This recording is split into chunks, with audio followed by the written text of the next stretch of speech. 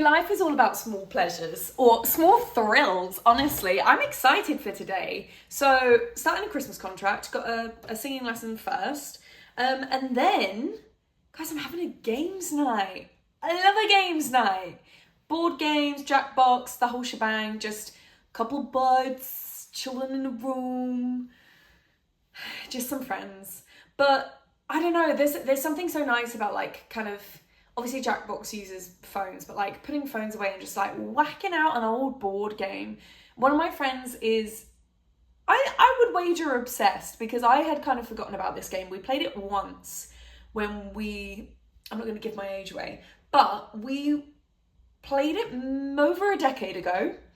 It's called Midlife Crisis. If you know it, wow. But let me just say, like, we were like early teens playing this game and we thought it was hilarious. It's like, you've had another mental breakdown, go to rehab, or you're divorced for the 6th time. And we were like, haha, so funny. And I'm not sure how it's gonna sit, a decade later, but excited to play it regardless. I digged it out of my parents' shed just for her.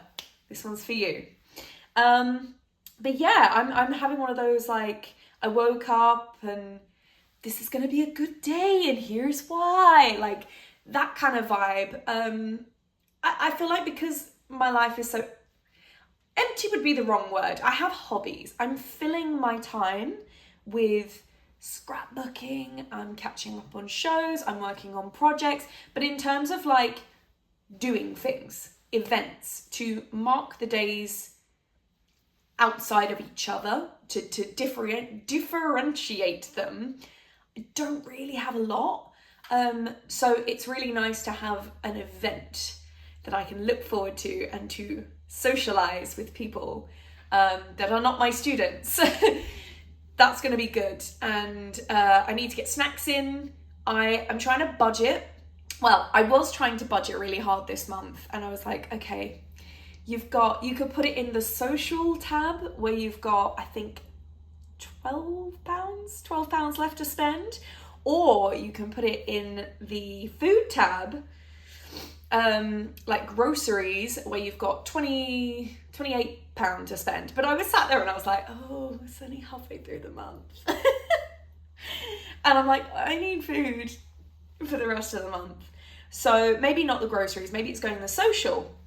And then I was like, but I've got the baby shower and I booked Ride the Cyclone ticket, so I'm gonna have to get the train there, and that goes in the social tab. And I'm meeting up with a friend before, so we're probably gonna want to get like at least a coffee. Or guys, I've messed up the budget already, and the repair on my laptop was £350, so that came out the other tab, the other that is supposed to be budget of 0. But it's fine. We move, you can always make more money is my kind of philosophy, although trying desperately to cling to the money that I have. I'm not spending willy-nilly, but not doing great on the budget front this month. But it's fine, because this time of year is always more expensive and my day-to-day is not expensive. I don't do anything. So that's what I'm telling myself. And I think it only feels so tight because I'm not earning a particular amount.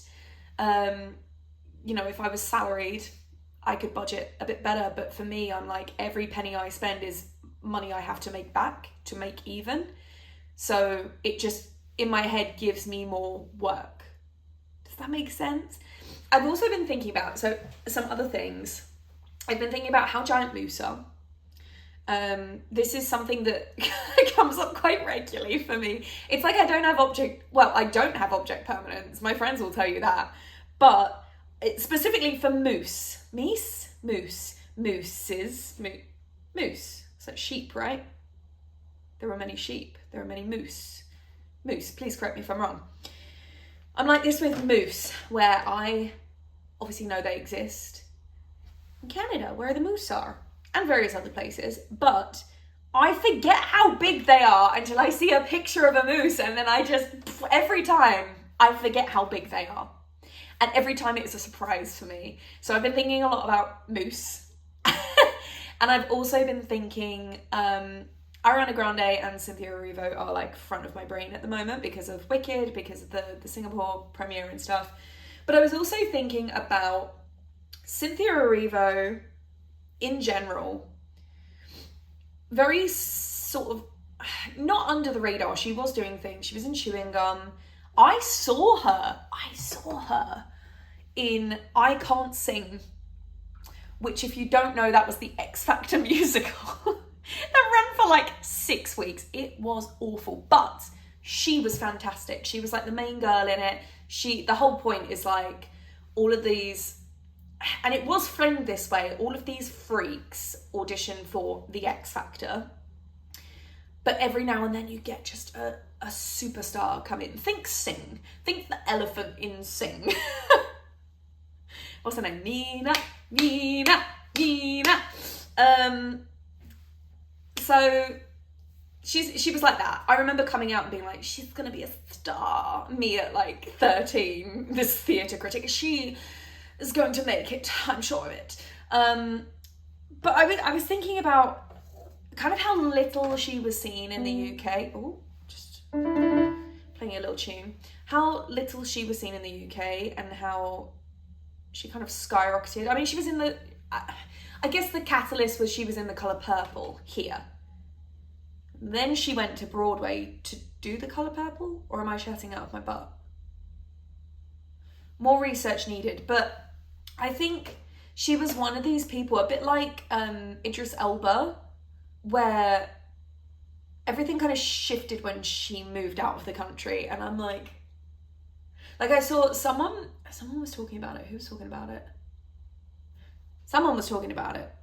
And they phrased it really well, where they said she just outgrew England or the UK. She outgrew the UK. And I kind of see that. And I think it's why I keep fleeing the country. And it's not me saying I'm better than the UK, but I think the UK has such a problem with elitism and classism. And if you don't speak from your lower lip, then it can sometimes be a bit of a struggle. I don't know. I talked about this way back in like 2017. I did my dissertation on the class ceiling in the arts, but it never fails to shock me. It never fails to shock me. Every time I am out of the country, I feel like anything is possible, and then I come back to the country and it feels like a slap in the face. And I love the UK. I love the art scene. I know I moan about the UK, but it's because I hold it to a high standard because it's my home and I know it could be amazing. But I don't know. We debated immigrating a couple of years ago and it's creeping back into my head. Like properly immigrating, not doing a contract abroad, like moving. And I'm debating it again. Thanks, Cynthia. Bestie.